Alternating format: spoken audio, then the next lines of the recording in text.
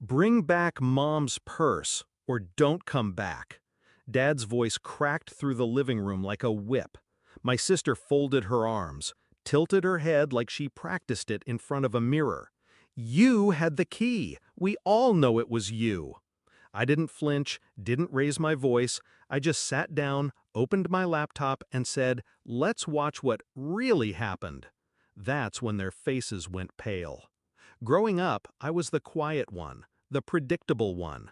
I never threw tantrums, never got caught lying, never needed anything, really. That made it easy for them to ignore me, and even easier to blame me. When Mom's purse went missing after her birthday dinner, I didn't panic. But I noticed the shift, the sideways glances, the sudden silence when I walked into a room. The group chat, our family one, dried up overnight. I was cut off like a tumor they couldn't look at. Then came the ultimatum: return what I stole or stay gone. That's when I stopped hoping they'd see me clearly and started planning to make sure they couldn't look away. I knew where the purse was because I'd seen it, not on Mom's shoulder, not in her closet, but in the passenger seat of my sister's car. The night after the dinner, while she was inside the pharmacy, I was parked 2 rows away. I didn't mean to see it, but there it was. Same burgundy leather, same gold clasp, slight tear in the side. I took a photo, dated, time-stamped, didn't say a word. Then I started pulling threads. I logged into the home Wi-Fi router. Dad never changed the default admin password. I checked the device logs.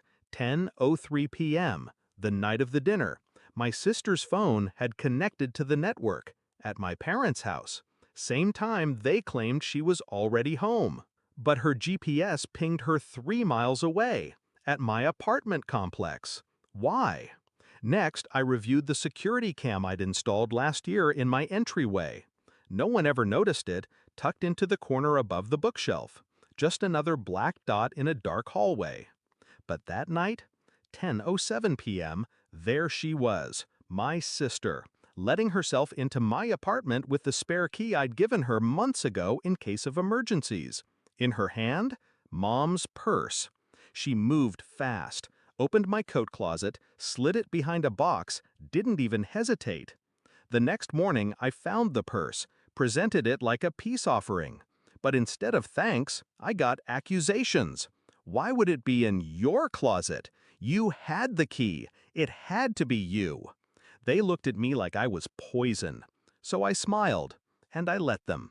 I backed up the footage, printed the GPS logs, compiled everything into one neat folder titled Loyalty Test Failed, and waited. When the confrontation came, I was ready. My sister faked outrage like a B-list actress. Dad pointed at me like a prosecutor. You either bring it back or don't come back. So I opened the laptop. First, I played the video. My apartment, 10:07 p.m., my sister entering, purse in hand. Then the next slide, GPS data, her phone's location, time-stamped. Then the photo of the purse in her car. I didn't say a word. I just watched their faces collapse. My sister stammered, that's old."